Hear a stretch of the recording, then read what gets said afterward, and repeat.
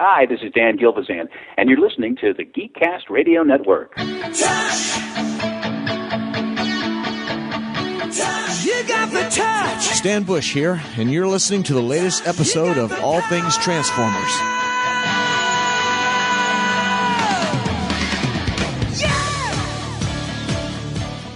Welcome to All Things Transformers, which is crossing over with the pull bag for Autobotly April 2023. I'm, of course, Chief Joe and Mike. Joining me, as always, for these Autobotly Marvel Universe Transformers things is Steve Megatron. Hello, sir. Hello. Hello. Oh, boy. Volume 3. So, yes, we are here, and we're going to get right into it. Volume 3, collected edition, IDW Universe. IDW is the one that collected it, but it's the Marvel Comics continuing on from 87 to 88. This is issues 26 to 38. I'm going to say right now. Yep, I'm going to say right now. Issue 38, my favorite. And it gets better, though. So, if you like 38, this is it's the rest of it's going to be kind of up your alley. No, let's hope. I'm going to get this out of the way now so I don't spend the next however the hell long we're going to spend talking about this. 5 colors, 1 page. Use more color! I know they can't now at this point, but... first up, issue 26, A Funeral for a Friend. Optimus Prime is dead, and Ratchet has spent the last 10 days trying to unsuccessfully repair him. God. Yeah. That one's quite interesting, because Ratchet's throwing himself a pity party. Yes. And I know this wasn't the thing back then, because the character wasn't even really, the character was established, obviously, but the saying and the characterization did not happen until 2012 or 2013 with Prime. As I'm reading this, keep hearing Ratchet say, insert character, but I needed that. All I can hear is Prime Ratchet and Jeffrey Combs voicing Prime Ratchet.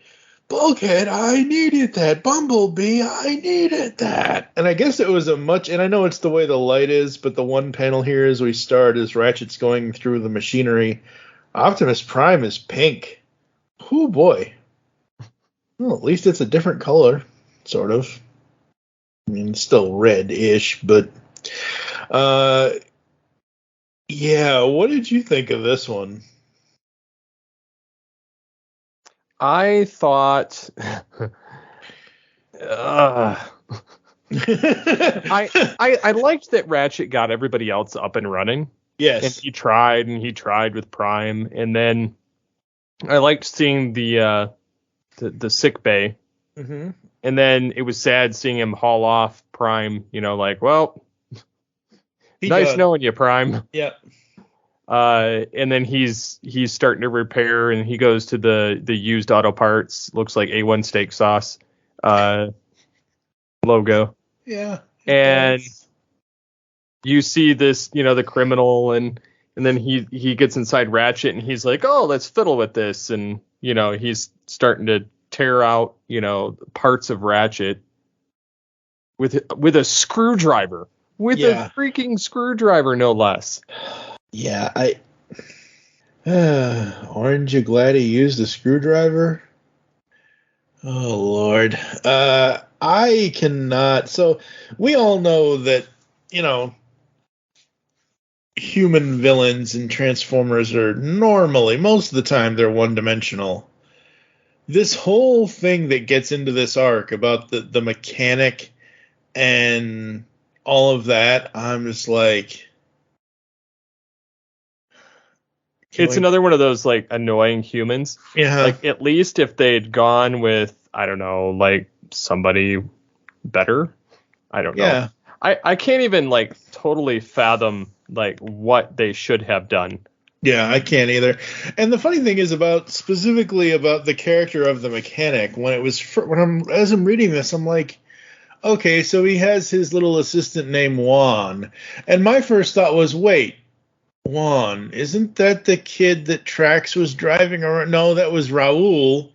But Raul was the kid that was almost helping the Decepticons with their evil car wash, which isn't there an evil car wash in this arc somewhere? Oh, yeah. Yep, Yeah. The Car Wash of Doom with Ratbat. Yeah, Ratbat. Get in your damn tape deck, you idiot. Oh boy, I know Ratbat's different than whatever, but yeah, no, like as soon as I heard Juan and the mechanic, I'm like, wait a minute, is this Make Tracks? Is like, are we gonna get to see Tracks in this? And I don't remember if he does actually appear or not, but like that was the first thing I thought of. But yeah, humans why is it for the last I'm gonna say 40 years, because we are, X number of months away from it being 2024 and 40 years of the cartoon and the franchise and all that. Why is it that the humans are always the ones that just like are second fiddle to the robots? Look, it's Transformers. It's supposed to be the robots, but like, if you're a good writer, and I'm not saying Buddy Ansky is not a good writer, I'm not saying that at all. But if you're a good writer who is using robots and humans, you would think that you'd be able to write both equally well and not have the human characters be the most despised things. Like, I think most, and speaking for myself, I'm going to say in a generalized tone, most of us Transformers fans can't stand humans half the time. Nope. It's like we watch it for the robots, we read it for the robots, give us the robots. Uh-huh. And then we get GB Blackrock and the mechanic, and Blackrock isn't written badly at all, but it's like it's these, and it's not even because it was done in the 80s that it was these standard. I can't believe I'm going to say this. Knight Rider had better human villains than these Transformers comics do. And Knight Rider at times is a very, very cheesy 80s television show. Well, and even the original Transformers was pretty cheesy. Mm-hmm. Oh, absolutely. Dr. Arkeville and don't even get me started on Sean Berger. Oh, God. Oh, boy. We'd be here all day. Hey, folks, go listen to the TFG1 podcast. You want to hear all that crap. I will say, though, even though they are still using just, 5 of the same colors, a lot of the colors in this arc, in these stories, in these issues, they're a lot brighter. They're not like they use like yellows and oranges for backgrounds when most of the, like, especially with Ratchet, because Ratchet is white and red. So you have to use a different color. You can't put, he's going to turn Batman Beyond invisible. You put a white robot next to a white wall kind of thing. Yeah. And, of course we get to see Prime, in his casket. Mm-hmm. On the Ark. Literally, yep. On the Ark. They're like, well, I don't even know if it's the Ark. I think it's just like a space shuttle. It's just not a shuttle, but yeah, it's like the one that the Maximals, tied Megatron to. Yeah. Yeah, pretty much. But again, it's well, yeah, that's easily an Autobot shuttle. But it's like, it's not the Ark, but it's the same kind of design of, all of this. And oh wow, okay, well, no, so I'm looking at this panel, like I'm seeing the full, like the Optimus laid out in the thing, but in the top left hand corner, I'm finally like really realizing where it says elsewhere atop a starlit blah blah blah. It's Omega Supreme standing next to the shuttle with Optimus Prime rescue style in his arms. At first, because again, folks, unless I zoom in on things, I have 2200 vision. I am legally blind. At first, I thought that was Prime standing there in front of his own coffin. He's that talented. He can die and hold himself hostage. Exactly. Oh man, yeah. Issue 26 was interesting. I'm kind of glad it's over. Issue 27 is Trypticon versus the Dinobots. So they bring Trypticon to Earth, or they bring him to they bring him somewhere. Yeah. Yeah, that's what it is. The Decepticons send him to capture the Ark. But so basically they send him to Earth. And I love the TF Wiki, tfwiki.net, folks. Whoever wrote this, I forget if it was whoever does these articles. King of the Hill is the title of the story here. Trypticon, he's come to Earth to steal all our propane and all our propane accessories. Yeah, Trypticon comes to Earth.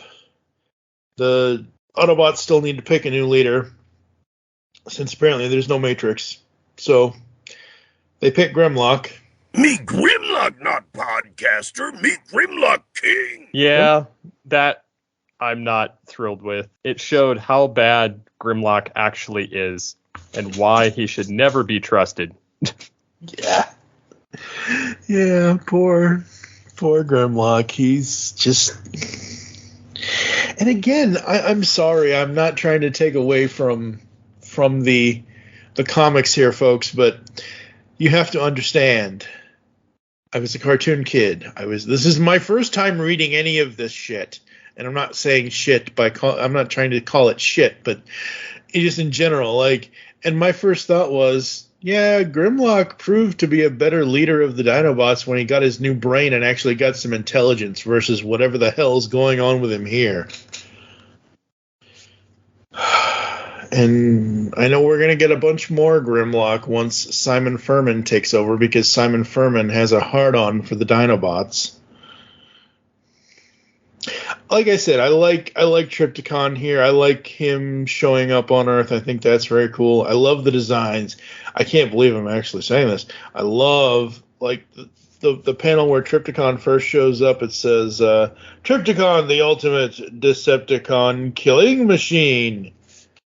Okay, technically I know they mean that he is killing 4 of the Decepticons, but the way that sounds in my head is like, oh, he's killing he's killing his own kind? Oh, great. But the way he looks here, the way he's drawn, and surprisingly, there are more than 5 colors in this panel. But just he's not bad. He's drawn that way. No. Wow. You pulled a Jessica Rabbit out of your hat. That's amazing. He's not even drawn badly. No. I know. I know. The quote sounded funny. Yeah, I know, absolutely. Go ahead. I can't stop laughing. Go ahead. Yeah. Just say whatever you're gonna say, because. But yeah, then you see,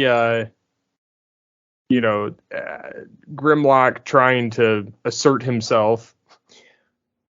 All hail, Grimlock, leader of the Autobots. Yeah, and Perceptor's just like, I'm just going with it. Yeah. We might as well go with it for now until, 2 years later when a more, dynamic hero shows up. Young Autobot Hot Rod there. But what I do like about this is that, again, the whole, like, real life of it being set in Oregon and Washington and that kind of thing and all of that. I think that's really cool. Again, I like it being in I like the Transformers when they're either in an unknown city that you like. It's not New York, it's not LA, it's not Boston, it's not Chicago. It's just whatever standard city that it looks like a city building, or if it's in a place that you just don't think to.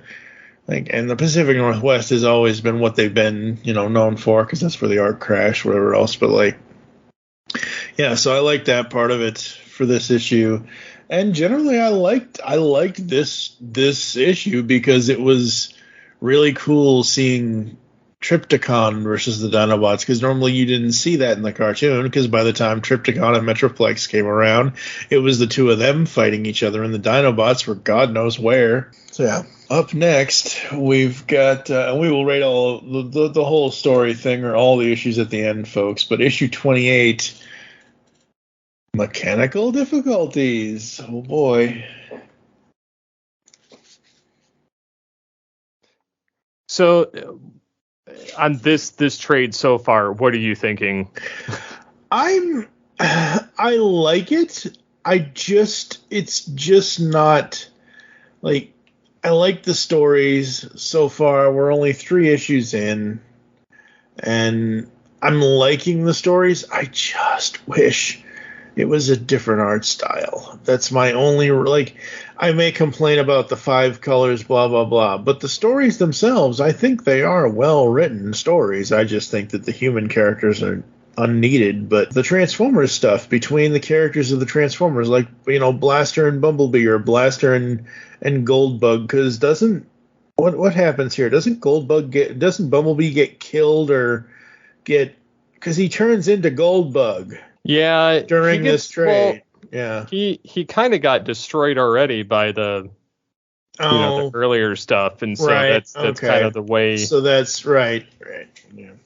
So he technically already is Goldbug. I don't know. I was, and again, I think that's my confusion, is that his head looks golden, but the rest of his body is basically the yellow Beetle versus the gold Beetle that he would be in the cartoon series. Again, the color definition is off, but yeah, between Blaster, Goldbug, wow, Goldblood. Yikes. Cobra. Yeah, that's right. Between that and Grimlock is like, await new orders, Wheeljack is... Grimlock is pretty much a jerk. Yeah, Grimlock is not as jerky and as useless as some of the humans, but he's damn near close. Oh, boy. So yeah, I'm so far up until this issue, this issue 28 here. The first 2, I really did enjoy them. I thought it was fun. This issue here, I feel like it's all about the mechanic, and it's, I don't know, it just doesn't. I don't like the mechanic at all. Yeah, so I don't either. Yeah, I'm happy when the powers that be relinquish his capabilities.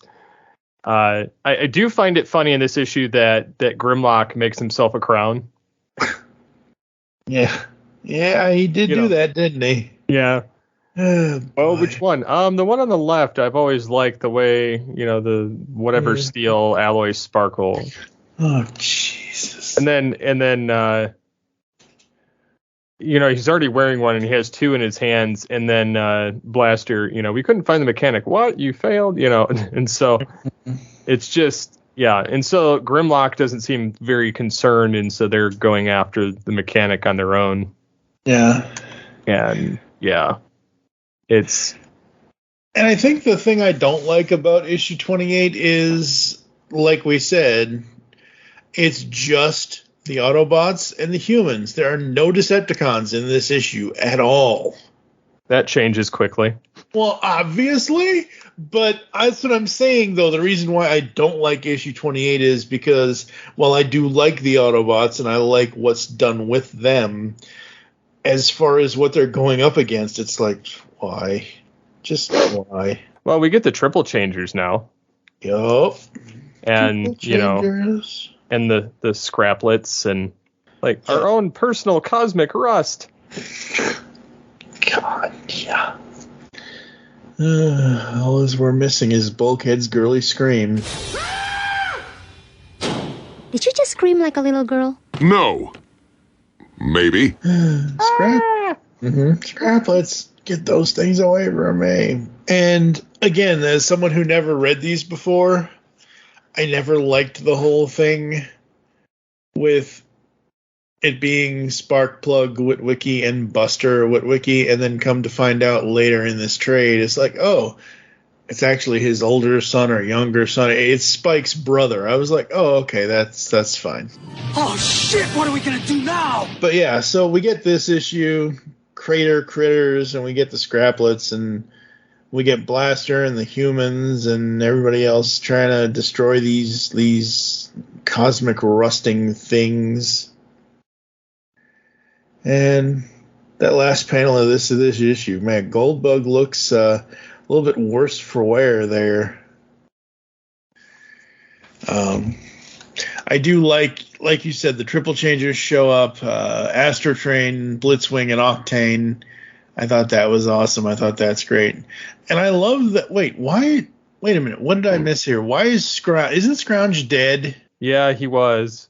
Oh, they brought him back. Well, Ratbat, too, is the leader of the Decepticons. Right. Yeah. Well, I mean, yeah, where is what? Well, remember, Megatron blew himself up in the space bridge. That's right. He blew himself up. Yeah. He went kaboom. Yeah, Megatron, kaboom, and Galvatron no more. So yeah, Ratbat is the Ratbat out of everybody has to, like, Soundwave would be a better leader. Anybody would be a better leader. I do wish we did get more, and I know this couldn't have happened, but more animation stuff with Astro Train, Octane, and Blitzwing, because I do think the three of them together did work really well. I thought that was great. On to issue 30. Let's see here. Issue 30. Oh, boy. So we have Autobots, Decepticons, and humans in this one. And this is all about the Throttlebots and the Cure. Oh, boy. I just don't care. And they're all, like, rusting out and being eaten alive. And Triple Changers, Blaster, the Throttlebots. Yeah, everybody's getting eaten alive by these Scraplets. These Scraplets are just, you know. And then they form their own, like, Scooby-Doo the Week monster. Yep, pretty much, yeah. Get on your phones, Scour the internet and Scooby-Doo this shit. And apparently water is the cure for all of the infected Transformers. Well, I think it's a special type. Oh. Like something from BlackRock. Yeah. Goldbug arranges for BlackRock to have water. Yeah, it doesn't exactly explain, like, what kind of, like, is it Irish? Is it Poland Spring? Is it you know? Is it Fanta water? Maybe it's maybe Coca-Cola can get their water in here somehow. I don't know. Yeah, so far I'm not like I said, I was enjoying these, and now, I mean, other than the inclusion of the Triple Changers, like, this whole Scraplet thing is just kind of Yeah, I'm not a fan of the Scraplets. This beginning part of the arc of the storyline, yeah. I am not a fan. Yeah, no, not at all. It gets interesting in the next one, however. Yes, because next one begins the Car Wash of Doom. All right, the Car Wash of Doom, issue 31. Oh, Buster, you moron. Oh, okay, so Shockwave is back, and he and Ratbat are basically doing a Megatron Starscream thing, like, who's the better leader? Got it. Yeah, and that will be a continuing storyline with Shockwave and Starscream through pretty much the end of this Marvel run. Wow. So just don't count either one of them out. Yeah.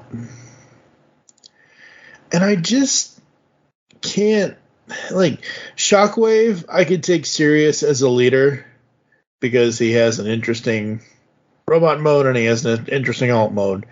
Ratbat is a cassette bat. Like, he does not look like a Decepticon leader at all. And I'm on the panel where he says to Shockwave, you must learn how to be more energy efficient, blah, blah, blah, blah, blah. And I'm looking at his design, and I'm just like, okay, I know that's technically the design of the character, and that's fine. The colors are what they are, but he just looks, I don't know, he looks wrong just flying next to Shockwave. I don't know. As you can tell, folks, I go back and forth on my enjoyment or my utter disdain for this series. I might as well make a good attributes and a bad attributes list. Like, pros and cons. Cons? Humans. Bad coloring. Not enough colors. Like, pros? I like character development between like Goldbug and Blaster and all that, so I don't know. Well, I like that we got, the cone heads in this, and we got, the Insecticons and the various other facets of the Decepticon army. Yep. And the funny thing about this one is it's more about the Decepticons versus the humans than it is the Autobots, Decepticons, and humans, because you got, and this is the way the TF Wiki lists it, so I don't know if it's right or wrong, Blue Streak and Bumblebee. So is he back to being Bumblebee again, or is it's still Goldbug in the book, isn't it? Anyway, you got 2 Autobots, and then you got like 12 Decepticons, which is normal, I guess, but like, yeah, it's a little one-sided. And then there's the humans and the cliff that they can all go. Yeah. Anyway. Oh boy. I am really starting to like some of the colors that they're using, so there is that. But yeah, these human characters, they're all forgettable. Besides Buster and Sparkplug and maybe Blackrock, the rest of them are all just like there. Well, get used to some of them because they're not going away. Buster more or less goes away. Goes away, yeah. And is eventually replaced by like Spike. Yeah. Which is more of what we're used to anyhow. Yeah. And I want to, I don't know if is it this issue or at some point during 87, 88, prices on comic books went up, folks. Oh no, okay, well, I don't know, I'm going to have to look at these again, but like I just now noticed that we've gone from 75 cents US to $1 US on the covers in the trade air. I'm like, oh my god, they went up a quarter. Comic books went up a quarter. Wait, they're $3.99 now. $3.99. More like $4, $5, $6, $7, $8, $9.99 now. Depends on the issue you're buying. True, and So, anything else on this issue specifically? I mean, I'm not a fan of Buster and that whole dynamic. But the whole thing with Blackrock and Ratbat was interesting, and in the sense of kind of reminded me of Dark of the Moon. Mm-hmm. Oh yeah, very much so. Yeah, he's easily the Patrick Dempsey of the comic book series at this point. Yeah. So yeah, I didn't much care for this issue. Yeah. We get to the next issue, which is used Autobots. Never buy a used Autobot without a Carfax history report. Thank you, TF Wiki, for that laugh, because, yeah, used Autobots. Oh, boy. So Vortex is attacking the Throttle Bots.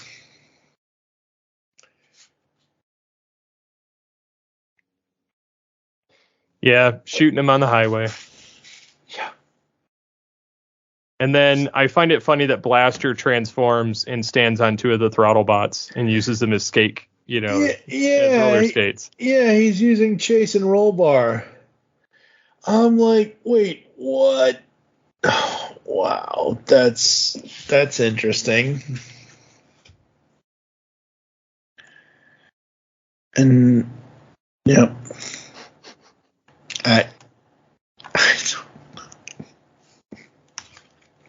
I can tell you're just playing Lost. I'm lost, but man, these stories are just like, oh god. Again, I love Blaster. I think it's hilarious that he's riding to.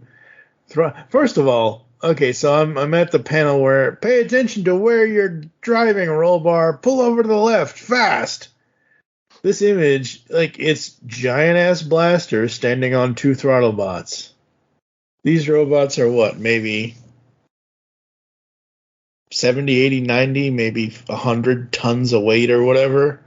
Like, how can you, a giant robot person, cassette deck, which you're on a cassette deck in your robot mode, but how can these two Autobots handle your weight? Like, oh, that's, I don't know. That's my suspension of disbelief is not being suspended very well.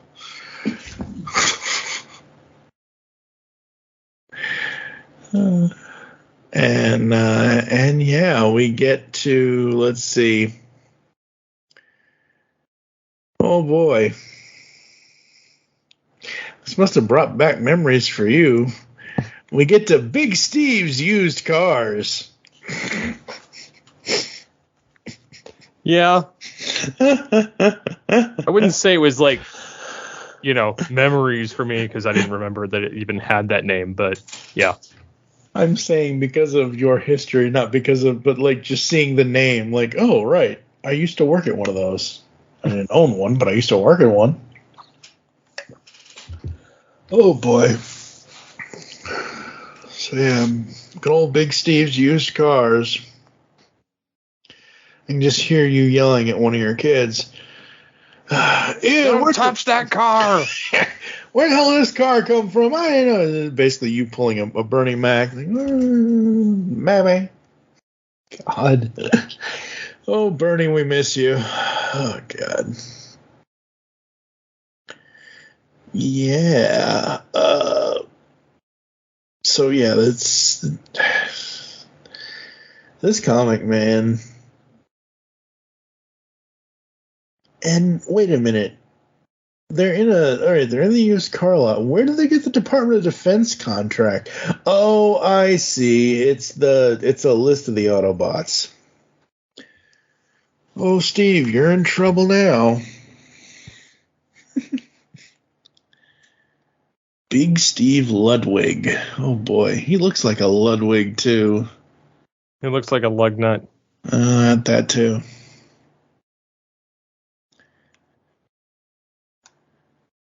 Yeah, so the rat arrives, RAAT, folks, to collect the Throttlebots, and they are intercepted by the Combaticons, and oh boy, this series. I wonder how lost people get with reading IDW, because and then what freaks me out even more is that as we get on to the next issue after this, it switches over to being like, oh, this is a part of the UK book. This isn't a part of the US book. Because in the TF Wiki, if I hit, it's so weird. It freaks me out. If I hit on the TF Wiki, Transformers US number 32, if I hit that forward arrow, it switches the titles. And UK is on top and US is on the... I'm like, wait, what? So yeah, Steve's Used Cars. You got anything else you want to say about your former used car lot there? No. So between used cars and car washes of doom. And Rust, and a mechanic, and, and like proverbial Rust. Unicron, save us. You're our only hope. Please. And it literally goes all over the place. I know. That's what makes it like almost unbearable. Yeah. Again, it goes to prove to you that back then, in those days, it wasn't much better. Well, in some regards. But my point is that comic books back then, at least for this series, it seems more like for the US Transformers run, it was kind of like trying to do a cartoon of the month or a cartoon of the week kind of thing, where certain issues didn't, some issues tied back into other issues didn't, some of them were just, villain of the week types things. And we are, or I'll speak for myself, I am at a point in my life where I can deal with and enjoy certain villain of the week type things, but most of the time I want a beginning to middle to end comic series that has continuity throughout. Now, sometimes continuity gets jumbled and gets screwed up and whatever else, but at least it's continuity, and at least it's not like 7 stories in one comic book issue, or whatever, like 7 different plots in one. The same thing with movies and TV shows and cartoons. Like, you don't need 7 different plots. So how are we gonna do Man of Iron? Because Man of Iron has 4 parts to 1 issue here.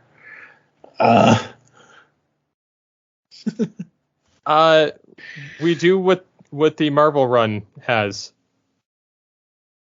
Yeah, I know. But, like, did you enjoy this? Was this something you liked? Do you like having 4 parts in 1 issue? Like, 4 literally. parts. Yeah. Yeah. I don't know. Like, I'm not trying to derail the podcast or anything else. I'm just curious because, again, this is the Man of Iron issue. The Autobots travel to England to track down the source of the coded Cybertronian signal, but the Decepticons aren't far behind. And literally, there are 4 parts. Part 1 is First Encounter. Part 2 is Kidnap. Part 3 is You've Got Friends in Low Places. And Part 4 is Battlefield Castle Stancham. I will say that the coloring is the best that we've ever had. I agree. 100%. You know why it's the best we've ever had it? Because the UK did it? Well, there's that, yes. But also it's because that over in the UK book, they're actually using dark colors for backgrounds. They're not using white, or they're not using yellow, or they're not. I mean, they are, but like the general gist of the page, the general gist of the outline, and yeah, the art here is much better. Man, maybe we should be covering the UK run. Screw this US crap. Yeah. I don't know.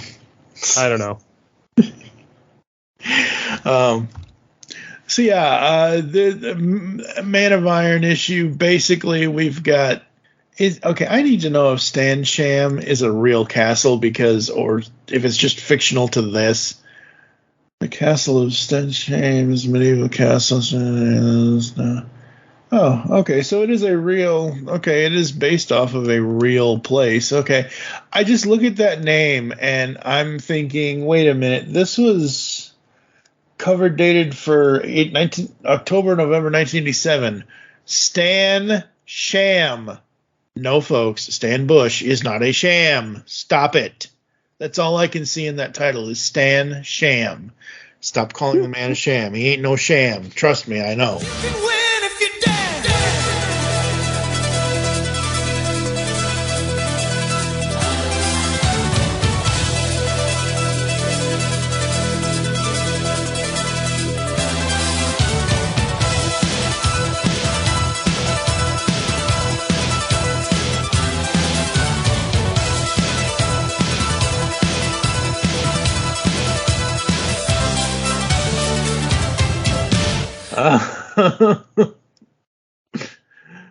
What else do you want to say about this one?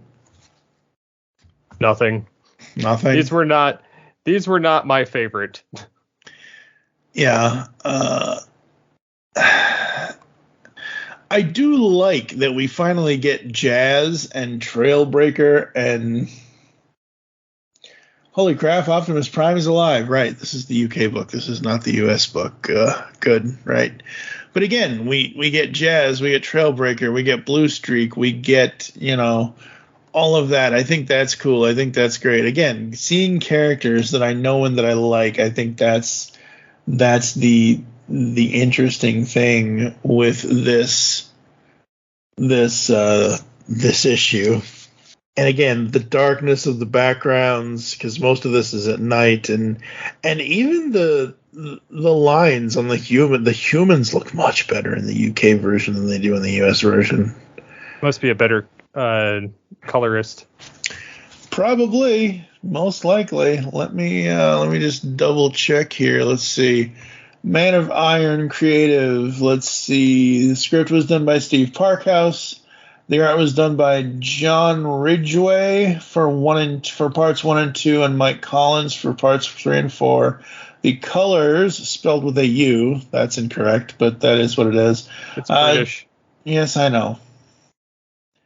Josie Furman, not as in Simon, but it's spelled differently, is on 1 and 2. Gina Hart is on 3 and 4, and then Richard Starkins does the letters. I mean, the UK stuff for this was really, really great, and now we get back to US and our regularly scheduled program. Child's Play. Oh boy, I wonder who's Chucky, Buster or Spike? At this point, I don't know. Probably Buster. Just imagine Buster coming back at us, and then Grimlock and his gold helmet. Barking orders. Blaster defies Grimlock. Grimlock, leader. Blaster is leader of traitors. The Blaster's in the right, you moron. I know, because he's a moron. He's like, me, Grimlock King. Mm-hmm. Yeah, and we get Combaticons and Defensor, and which it's the first time I think that we see Defensor. Yeah. Although, I know we've seen the Protectobots. Yeah. Yeah, this is I'm pretty sure this is his first appearance here. Yeah. So yeah, I like that. But yeah, man. And we get again this story just again, I like seeing Bruticus and Defensor fight. I like seeing Blaster stepping in to confront Bruticus himself. I like how Bruticus examines the child's fallen form and how Blaster knocks him out with an electrical shock from a down power line. Is this the first time we've seen Hotspot in this series? Or has he been in here before? I want to say he's been in here before. Okay. Interesting. He started Matrix-induced vision shared between Optimus Prime and Buster Witwicky. Okay. That was from the Special Teams Have Arrived second generation, whenever the hell that was. I don't know these comics. People know that I don't know these. I'm reading these for the first time. And yeah, I'm hoping when we do get to I think that's going to be next year's thing at this point, for us to go through the IDW continuity of this, because I guarantee you by the end of August, I'm going to be all marveled out at Transformers.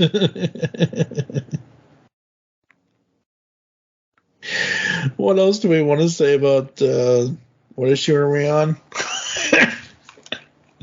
35, Child's Play. I mean, I like the fight with the Combiners. I can't wait till Grimlock is dethroned. Yeah. And then the Autobot, handcuffs more or less. Yep. That the children take off Blaster. Yep. I loved. And then, Grimlock's sadistic self with the arc shooting at Blastoff. Yeah, that was a little... With the humans. That was... Yeah, come on now. Come on, Goes Grimlock. to show you. He doesn't care, though. No, he doesn't care at all. Grimlock, you heartless dinosaur. That's right. And we get to the next issue, which is the Space Hikers story. A group of children are caught in the crossfire of inter-Autobot politics. Okay, Skylink's showing up is cool. Wheeljack is great. Blaster, always great. Combaticons, love seeing them. I like how different the art, like the cover on this one is so dark, with the little like Jetson looking space kids and Skylinks looking like on the cover like he's going to basically eat them, which is kind of scary. But then the first few panels, the first panel where you have Skylink showing up, it's like all black and pinkish purple because he's in space and flying, and we get more of what I liked in the UK books was basically dark backgrounds and light, color schemes for the characters in the foreground and stuff. And this to me is where the series kind of turned with the art, because you're not just seeing the standard yellow, white, blue backgrounds. I mean, you still see some of that, but I want to say 80% of this is nice and spacey and dark and cool. I did like the kids getting to play around in there, and then them having. I find it funny that they had blast off. They picked him up, put him inside, and they're all huge compared to him. Mm-hmm. Because mass shifting went to toy size. Yep. Yeah, absolutely it did. But I like this issue. I think this issue is fun. I think seeing Skylinks is really cool. Of course, he's still his arrogant self that he's ever been. Let it try to follow me through here. Like, oh, Skylinks. Oh.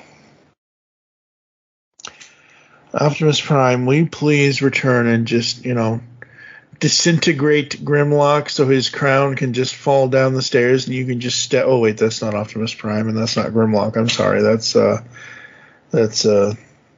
Galvatron. Right. Whoops, wrong scene.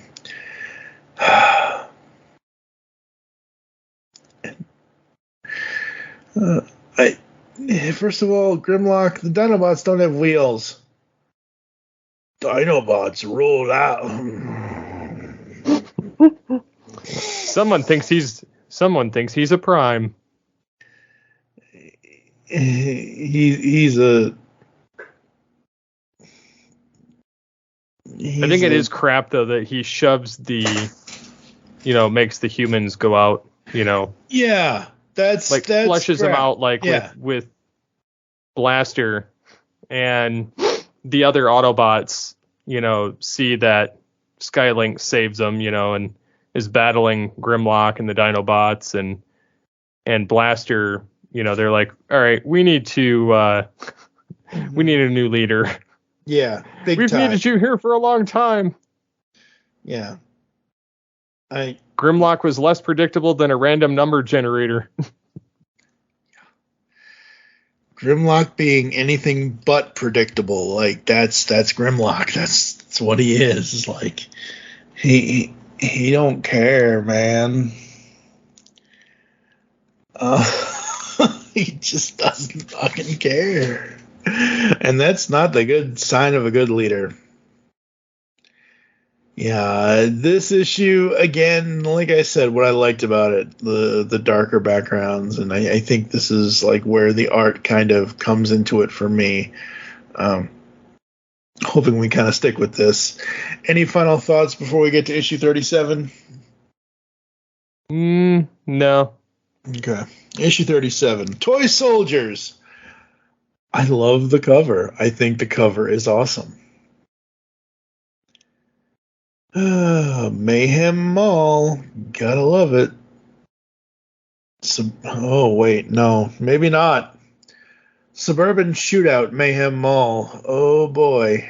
Mayhem at the Mall. Oh, God. So there have been things. I'm not trying to bring real world into this, but I don't. Oh, man. Guns don't solve issues, folks. That's all I'm going to say. So this one we get. Again, I have to comment on the quote in the TF Wiki. Mommy, I want one of those giant orange toys. No, you don't, kid. No, you don't.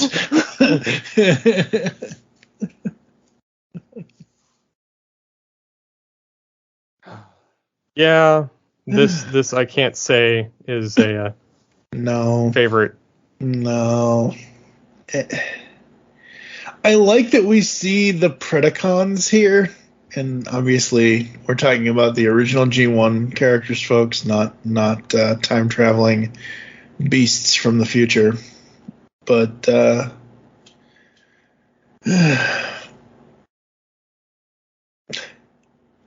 how Buster is the only one that can approach the Grimlock Commanded Ark without being molested is beyond me. But yeah, so there's Buster, there's Grimlock, there's all that stuff.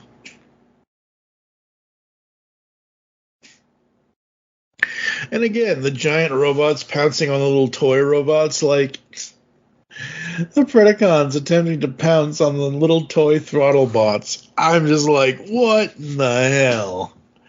You want to talk about one of the biggest cases of bullying ever. I love the newspaper. Robots strike again. Oh, God.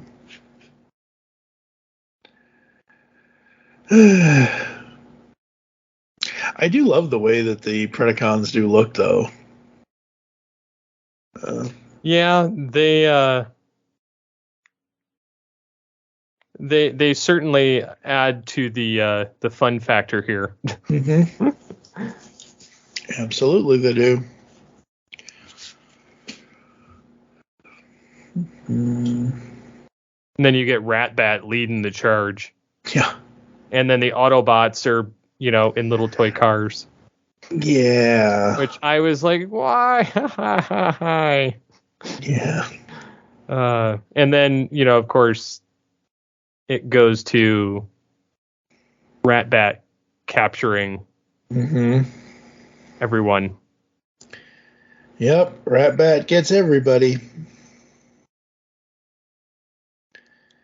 And we get to my favorite issue, and not just because it's the last issue, but any thoughts on... Nope. Okay. So the last issue for this trade is issue 38. Oh boy. Trial by Fire. Let's see. Someone call the exterminator. Oh, well, that's because the cover is the giant Scorponok. That makes sense. Yeah. So this, for me, folks, is basically like a comic book version of the Rebirth, which was the end of the Transformers cartoon series. It pretty much sort of is the same story, except they move around various things. They start off with one of the Nebulons, Galen.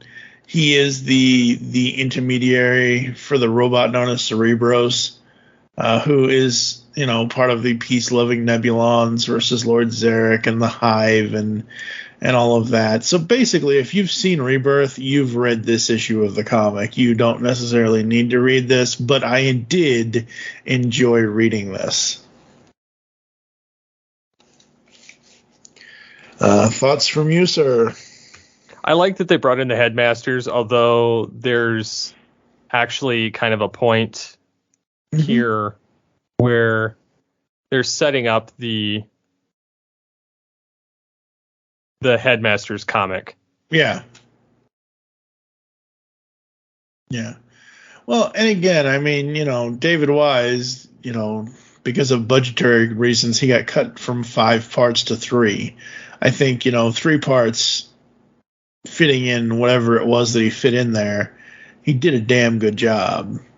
So, it is what it is. And the fact that you basically fit those 3 parts into this one issue, as far as like the overall origin of Nebulos and having them come to Earth and all that, basically, yeah, this does a really good job. And like I said, this is my favorite issue of the entire trade. I really dug this. I thought this was really good. So yeah, absolutely. Gort and Arcana and Duros and Stylar Man and Krunk. Oh God, Krunk. No, folks, not Emperor's New Groove. Think 40 years ago. There were a couple of characters in here that I did not get, though. Like, one specifically. Like, everybody else, I remember them all. But who in the Sam hell is Grotesque? I'm looking at this thing right. Oh, he's basically a cross between Ratbat and a pug. Ugh. No wonder he's called Grotesque.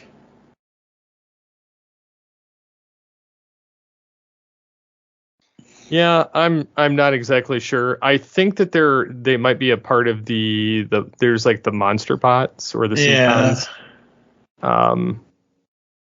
But yeah, I enjoyed the fact that we finally got something different. Yeah. Different bots, different, different kind of continuity going. Even though it's and I know this ties into the Headmasters comics. Right, yeah.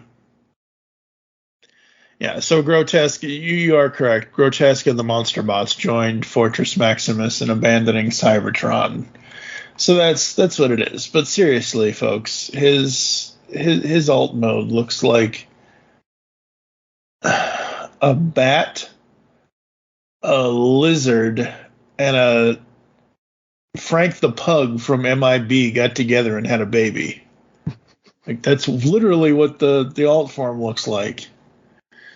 But again, not trying to crap on this. I really do enjoy this. I think it's great. I think it's fun. I think it's interesting. And yeah, favorite issue of them all. And I do like that we do get Galen passing Cerebros on to Spike. I think that's, once he's at the point of death, he asks Spike to forgive him for his earlier blindness and all that and everything else. And I think that's cool. That's interesting. And yeah, I've never not said this to people that I am absolutely a fan of Rebirth. So seeing it here, I was like, oh wait a minute, I like this. What's going on with this? This is cool. This is good. This is interesting. This is fun. I don't know what's going to happen in issue 39. We'll find out next time here on the podcast. But, this gives me a glimmer of hope. Sort of, I guess. I don't know. Because the rest of these issues were just all over the place. This has a beginning, middle, and end that makes sense. I don't know. Yeah, this is the only one that I actually liked from this volume. Mm-hmm. Beyond that, I kind of was like, I could do without. Yeah. Yeah, exactly. I could do without. So yeah. Overall, do you want to do this individually by issue, or do we just want to do an overall rating for the whole thing? I want to do an overall. Okay. 0 to 5, what are you going to give it? I'm going to give it a 2. I did not care for most of the stuff in this run. Yeah, these issues, man, these 11 issues, 10 out of them were just, like we've said, all over the place for us. I don't like the human stories at all, for the most part. I like seeing Spike and all of that in that final issue and with Cerebros and all that, because that's what I know from the cartoon. And I was kind of sort of serious, but I have no plans on having us do it. But I really think we should have just switched to the UK comics, because seeing that art in the middle, I'm like, this is like a million times better than what the US was getting at the time. So, yeah, I don't know. I'm going to, would you give it a 2.5 or a 2? I give it a 2. I'm also going to give it a 2. I would give it lower, but that final issue just kind of reminded me of I liked some of the characterizations overall. Yeah. But yeah. But the whole point of the story and the art and the whatever, the characterizations are great. I love Blaster. I love what Goldbug was doing. I love all that stuff. I love seeing Skylynx. I enjoyed seeing Grimlock, even though he was a psychopath. But, you know, I enjoy the character stuff. It's just the way the stories unfold and the way that they are told. 10 out of 11 of them are just subpar at best. Maybe I'm wrong. I don't know. But no. So, up next here in Autobotly April, we're going to get to Volume 4 of the Transformers Classics, the U.S. run. This will be our final issue, final Autobotly April episode for this year. Autobotly August will kick off where we continue on volumes 5 through 7, and we finish off the Marvel US run. So that will be happening in August. I think we're going to have to take a quick break and hear some ads and some other stuff. We'll come back to close the show after this. Hello, geeks and geekettes! Looking for a podcast that covers a vast array of topics? Then check out Altered Geek Unleashed, where we discuss our thoughts on this week's geeky news, tech, gaming, television shows, movies, cartoons, comics, and more. So, get altered, get geeky with the Altered Geeks, every Friday on the Geekcast Radio Network. Hi everyone, I'm here to tell you about the DC Comics News Podcast, here every week to talk everything DC, movies, TV, comics, and everything in between. But don't just take my word for it, here are a couple of our sponsors. Listen to the DC Comics News Podcast. It's audio justice. No, it's audio chaos. These wackos are crazier than I am. Well, maybe you're both right. Regardless, you can catch us on every kind of podcast platform. Apple Podcasts, Google Play, Spotify, Stitcher, and everywhere you find great podcasts. So, can I go now? Let him go. He did everything you asked.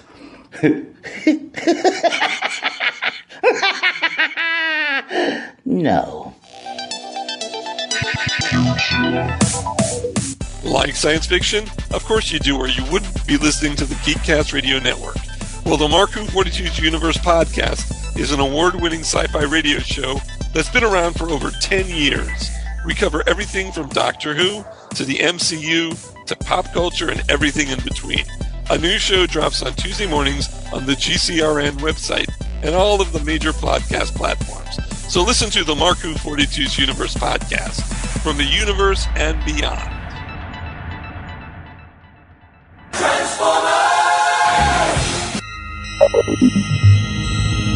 You are receiving a transmission from the Rod Pod. Upload pending.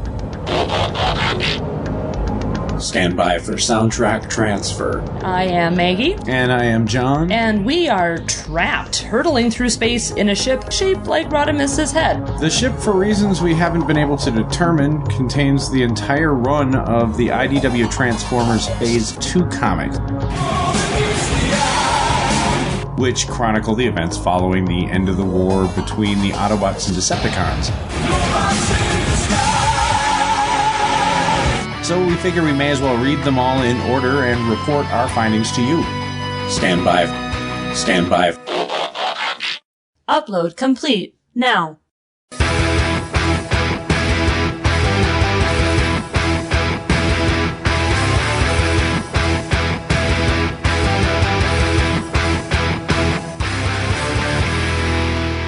The Rod Pod. Look for us at marriedwcomics.libsyn.com, at iTunes, at Stitcher, or wherever good podcasts can be found. So, till all are one. Till all are one. Hey all, PR here, inviting you to come over and check out my channel on YouTube. It's just youtube.com/PR, PEAUGH. We got Transformers for the most part. We got some action figures. Whatever we really strikes my fancy and looks cool and feel like checking out. So come over here. We got some tabletop gaming now over there. But just a lot of fun. Thank you all for watching. I hope everybody's having a great time. And just come over and have some fun. YouTube.com/PAW. Thanks. What was that universal greeting again? Never mind, I remember. Ba weep grana, weep nitty bong. Hey guys, it's Rodimus Primal, and be sure to check out my YouTube channel. Join me as I have Transformers discussions, retrospectives, toy reviews, and more. You can also follow me on Twitter at Rodimus Primal, as well as Facebook and Instagram at Rodimus Primal Show. Transform and roll out, and be sure to check out my content till all are one. Last big party of the summer, folks. Let's go out with a bang.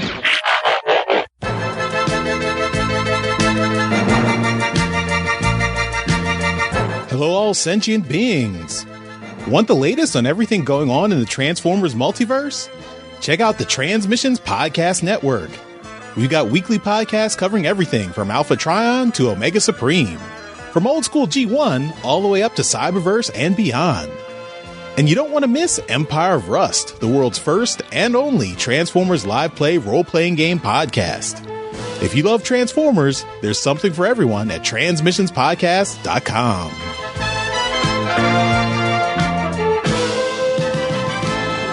Discover a world of vintage and modern toys that's more than meets the eye with the Triple Takeover Toycast. Hosted by toy writers and photographers Toybox Soapbox, 6O, and TF Square One, this informal and chilled out series of discussions cover everything from vintage Transformers to Mask, Diaclone, Microman, and more, be it nostalgic or current. Whether you're a seasoned collector or a casual robot enthusiast, all are welcome. Triple Takeover Toycast.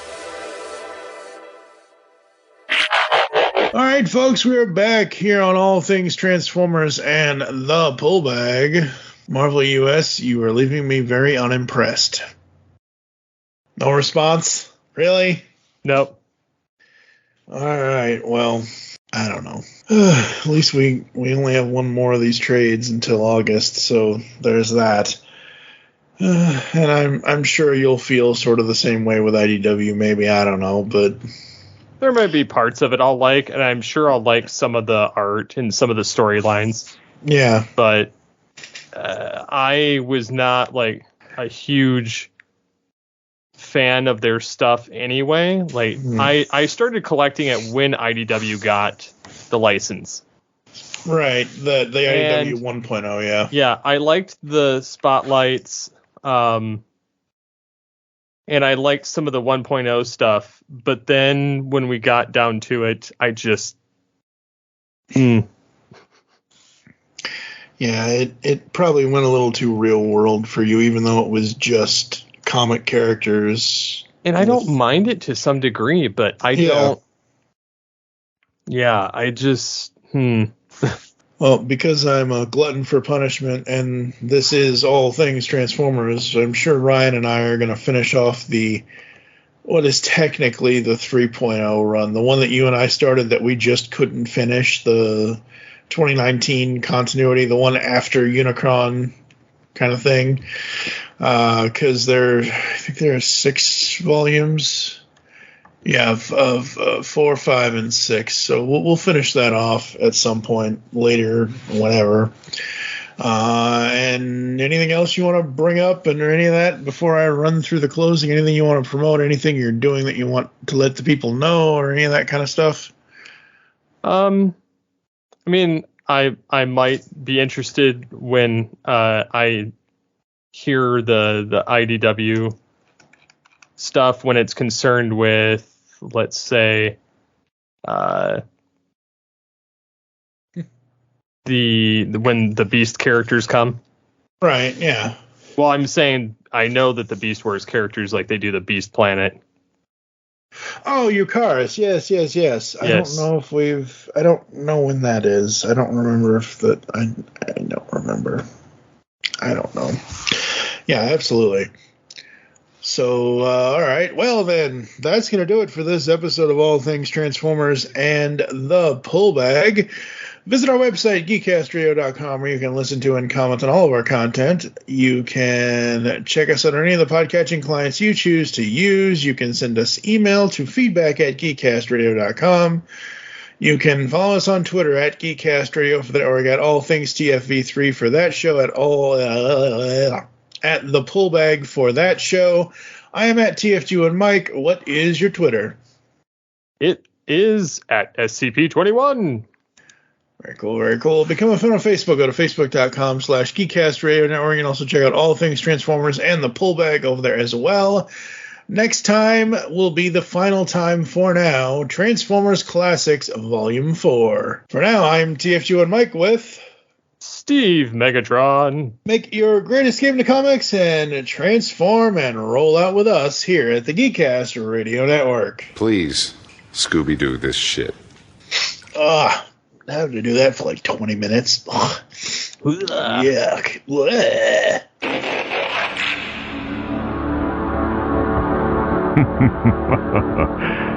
Yes.